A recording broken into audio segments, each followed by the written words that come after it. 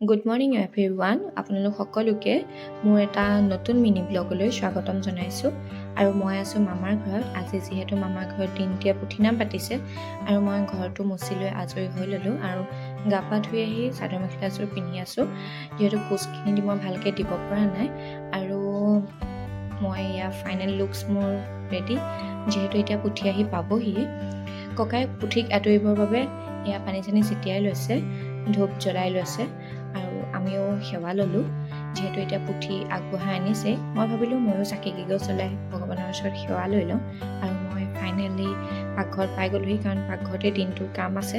এয়া মামীয়েও কিবাকিবি পিছাত লাগি আছে আৰু গোসাঁই এয়া ভাত বনাই আছে আৰু গাঁৱৰ গোপিনীসকলে চব্জি কুটি আছে। আৰু এয়া চাওক আমাৰ ফটো, আৰু সকলোৱে চাহ খাইছে, যিহেতু এতিয়া নামত বহিব। নামত বহাৰ লগে লগে চাহ খাব নোৱাৰিব, সেইবাবে সকলোৱে চাহ খাই আজৰি হৈ ল'ব। এয়া চাওক নাম গাই আছে। বৰ বিশেষ মই দীঘলীয়াকৈ কৰিব নোৱাৰিলোঁ, হ'লেও অকণমান কৰিলোঁ। আৰু সকলো ভাত খাবৰ বাবে সাজু হৈ গ'ল, সেৱা লৈছে এয়া।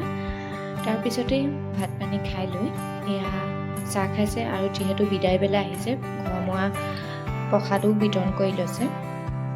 আৰু শেহতীয়াকৈ আৱেগিক হ'ব পৰা পৰিৱেশটো আহি পাই গ'লহি, কাৰণ পুথি বিদায় দিয়া সময় আহিলে। এয়া ভাইটিয়ে গোসাঁই ঘৰৰ পৰা পুথিভাগ আনিছে, যিহেতু আজিৰ দিনটো আমাৰ ঘৰতে পুথিভাগ আছিলে। আৰু মামীয়ে এয়া পানী ছিটিয়াই দিছে। আজি খুব সুন্দৰকৈ দিনটো পাৰ হ'ল, আৰু আশা কৰোঁ আপোনালোক সকলোৱে আমাৰ ভিডিঅ'টো চাই ভাল পালে।